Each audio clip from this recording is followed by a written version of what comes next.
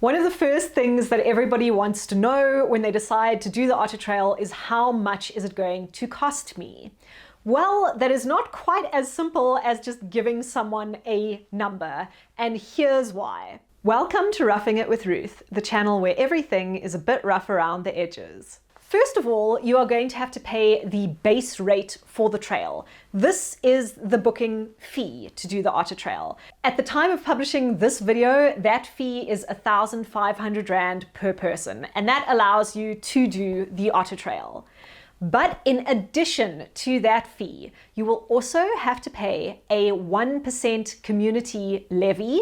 So 1% of 1,500 is maths. 15 Rand. Is it 15 Rand? I got like, what's the one letter up from a fail mark? I think I got like a D in maths. Yeah, it's 15 Rand. I'm pretty sure it's 15 Rand. Anyway, okay.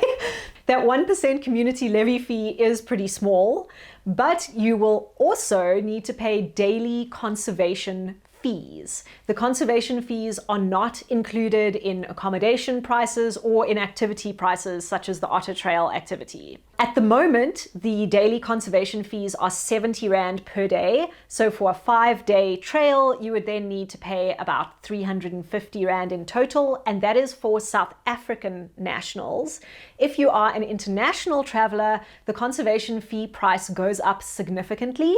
It then becomes 280 Rand per day. If you are a national of another African country, then you just need to check exactly what the conservation fee is depending on which country you belong to. If you happen to be a wildcard member, then you do not need to pay those conservation fees, which is great. Then something else that you really need to budget for is the travel to the start and end of the trail. The reason why I mention those two things separately, the start of the trail and the end of the trail, is because they are not in the same place. The start of the trail is at Storms River Mouth Rest Camp, and the end of the trail is at De Fusselot Rest Camp in Nature's Valley. So even if you happen to live fairly close to one of those two places, you probably will need to do some driving or get a shuttle or get a lift to the other end of the trail. And of course, if like me, you live in Gauteng, you're going to have to factor in the cost of either flying or driving all the way down there. Something that a lot of people like to do is book accommodation close by to the start the night before they start the trail. Similarly, they also tend to like booking accommodation in Nature's Valley near the end of the trail for the night after they finish the trail. If you are one of those people, then make sure you budget enough money for that. Storms River Mouth Rest Camp has quite a lot of different accommodation options, including camping, which is its cheapest option. But just remember, you will then need to bring your own tent.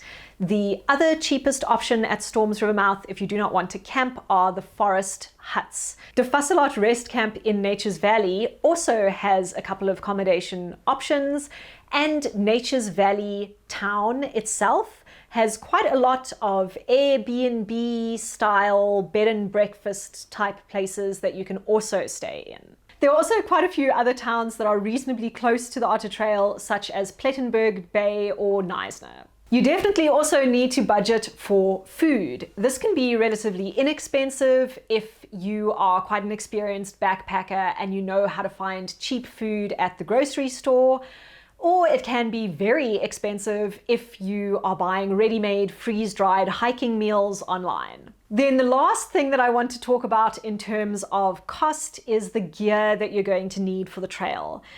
You can get gear very cheaply by trying to rent or borrow gear from people that you know, or even from commercial companies. Or if you're going the route of buying your own gear, this could be an extremely expensive part of your trip. Just make sure that if you are going to be buying gear, that you are going to make use of it. If this is the only backpacking trip that you're planning to do, then it's probably not worth it to shell out for really expensive backpacking gear. If you would like to leave me a comment about the costs of hiking the Otter Trail, or really about anything else, then please do so, because I am always keen to hear from my viewers. Thank you so much for watching this video. If you would like to see more from me, then you can click on my channel name to see videos that I've made in the past, or you can subscribe to my channel to see videos that I'm going to make in the future.